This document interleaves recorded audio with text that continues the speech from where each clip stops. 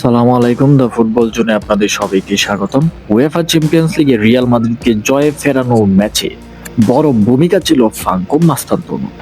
মোনাকোর বিপক্ষে দারুণ পারফরম্যান্স করেছেন আর্জেন্টাইন এই ফরওয়ার্ড। জয়ের পর উচ্ছ্বাস প্রকাশের পাশাপাশি জানিয়েছেন তার সম্পর্কে বলা কঠোর কথাগুলো ভুলে যাননি তিনি। রিয়াল মাদ্রিদের তারকাটাসা দলে যোগ দেওয়ার পর গেম টাইম নিয়ে প্রায়ই আফসোস করতে দেখা গেছে মাস্তান্তোনোকে। বদলি হিসেবে বেশিরভাগ ম্যাচে নামতে হয়েছে তাকে। পর্যাপ্ত সুযোগ কিংবা ছুটের কারণে বাইরে তাকায় নামের সুবিচার করতে পারেনি সেভাবে।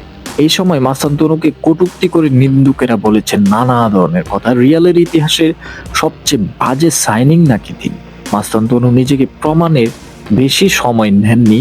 কোপা দেল রেতে আলবাসেতের বিপক্ষে গোলের পর এবার মোনাকোর বিপক্ষে গোল পেলেন তিনি। ম্যাচে ৭১ মিনিট খেলেছেন, লিগে তার এটাই প্রথম গোল। তাতেই ইতিহাস তৈরি করেছেন মাস্তান। আর্জেন্টাইন ফুটবলারদের মধ্যে দ্বিতীয় কম বয়সী হিসেবে চ্যাম্পিয়ন্স লিগে গোল করেছেন তিনি। চ্যাম্পিয়ন্স লিগে আর্জেন্টিনার হয়ে সবচেয়ে কম বয়সী ফরওয়ার্ড লিওনেল মেসি। বার্সেলোনার হয়ে ১৮ বছর ৪ মাস বয়সে গোল করেছেন অ্যালানথেন। আর মাস্তান্তোনো করলেন ১৮ বছর ৫ মাস বয়সে।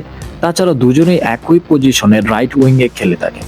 মোনাকোর বিপক্ষে ম্যাচ খেলে মিক্স জোনে সাংবাদিকদের মাস্তান্তোনো বলেন, যখন আমি তরুণ ছিলাম সবাই আমার খেলা নিয়ে কথা বলতো, তারা বলতো আমি নতুন মেসি। একই সময় বলা হতো দুর্দান্ত ও ভয়ঙ্কর ফরওয়ার্ড, অথচ এরপর আমাকে বলা হচ্ছিল আমি নাকি রিয়ালের সবচেয়ে বাজে সাইনিং।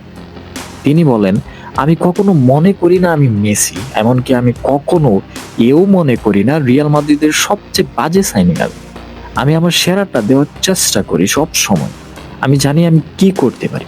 নিন্দুকদের বাজে আচরণ কিংবা অপমানে কিছুতেই ভেঙে পড়েননি মাস্তান্তোনো, বরং ধৈর্য ধরে নিজেকে সুনিপুণ দক্ষতায় তৈরি করেছেন, প্রস্তুত করেছেন ভবিষ্যতের জন্য। মাস্তান্তোনো আরো বলেন, আমাকে নিয়ে বলা অপমানগুলো আমি ভুলিনি, বরং এগুলো আমাকে স্ট্রং করেছে। ভিডিওটি এ পর্যন্তই। ভালো লাগলে লাইক, কমেন্ট এবং সাবস্ক্রাইব করতে ভুলবেন না। ধন্যবাদ।